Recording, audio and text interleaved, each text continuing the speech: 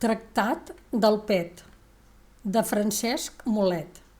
Fragment. De so de tirar-se pets i rotar per lo traser, un tractadet ne vull fer per a ignorants i discrets. Assentats uns notadets, podré, amb major claritat, indagar amb puritat del pet d'essència i substància perquè no hi haja ignorància d'esta important veritat. Nota primer, que el petar-se no està prohibit per llei i així el vassall com el rei los és lícit desventar-se. Ni crec jo que puga dar-se principi més evident, quan tots creuen firmament ser cosa molt natural i el no haver-hi ningú mal en obrir-li porta al vent. Nota en seguida que el pet, sent efecte d'una causa interior i que en gran pausa va rodant per lo secret, no pertaneix, segons dret, al juí i coneixement de l'Església, sinó ment aquell adagi que indica que l'Església no judica lo que passa interiorment. Nota tercer, que tot pet, sent efecte necessari, és mixto de voluntari, no en infieri, sinó en fet. Segons este notandet, no es pot lo pet evitar, més es podrà, a tot tirar, suspendre per un breu rato, hasta donar de barato lo que li pot costar cart. Nota quarta, que de cosa tan substancial com lo pet no se'n trata en ningú dret, facultat, ni llei ni glosa. Gran descuit, i que a mi em posa en la major confusió, veient que hasta Salomó, que de tot va disputar, lo pet se'l volgué deixar arrimat en un racó. Nota també que no obstant que de pets hi ha gran collita, mai hi ha qui li posa dita ni la renda per un tant. Quin punt tan interessant a la indústria popular. En ell devien posar ses mires les societats i no deixar mal lograts tants pets com veuen tirar.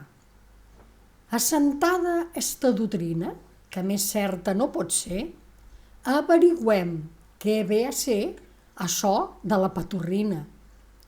Si és matèria crassa o fina, si és en de raó o real, si és el petar-se bo o mal, quan siguen els seus efectes i quan pot patir defectes, lo petar de cada qual. Siga, puig, la conclusió que el pet és un poc de vent molt corromput i pudent, que pren tan mala impressió de passar per lo canó i per altres parts merdoses que componen les sabroses relíquies de tot menjar i per lo budell colar colen sempre rejoploses.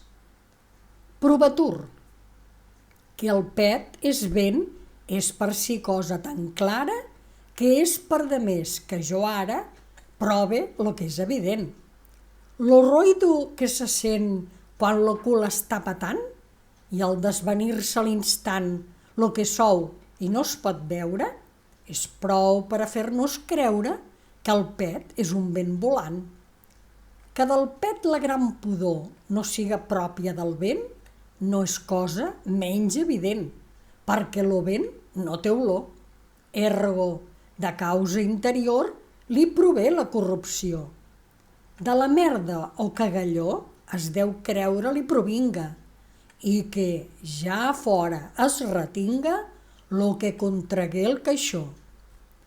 Qui ignora les qualitats que solen contraure els vents, de passar per llocs pudents i per pobles apastats, d'ací les enfermetats, d'ací les constel·lacions, d'unes altres poblacions se'n passen molt fàcilment, sent qui les porta lo vent i ses males impressions. Confirma ser veritat el tindre tot pet pudor, més noi d'un mateix olor, puig hi ha gran diversitat. Uns olen a socarrat, altres saben a rostit, aquells s'ho posen enfit, aquells altres diarrea, no pocs denoten marea, i lo lloc d'on han eixit. Sentat puig que el pet és vent, anem ara a averiguar-hi si és un vent elementari i reté el ser de la ment. Ell és principi evident que tot vent és sec i fred. Qualitats que no té el pet quan és molt calent i humit, pujar pets s'escalfa el llit i s'humeta el faldaret. Més diu la filosofia que no hi pot vaco haver fent l'experiència saber que tot buit a l'aire complia. Si fora cert, jo ho creuria. Més no, puig veig lo contrari. Puig qui buida el seu armari del vent que té per lo cul, alleugera son baül pel forat del tafanari. Prova turmés. Sent lo vent, lo que sol aigua portar, lo vent que no es fa petar, anuncia merda corrent. Ergo, sols serà element per la part que mou tronades i el punt en fan pedregades de xorissos, mondonguilles, cocos, confits, peladilles de què n'ompli les privades. Heu escoltat un fragment de Tractat del Pet de Francesc Mulet.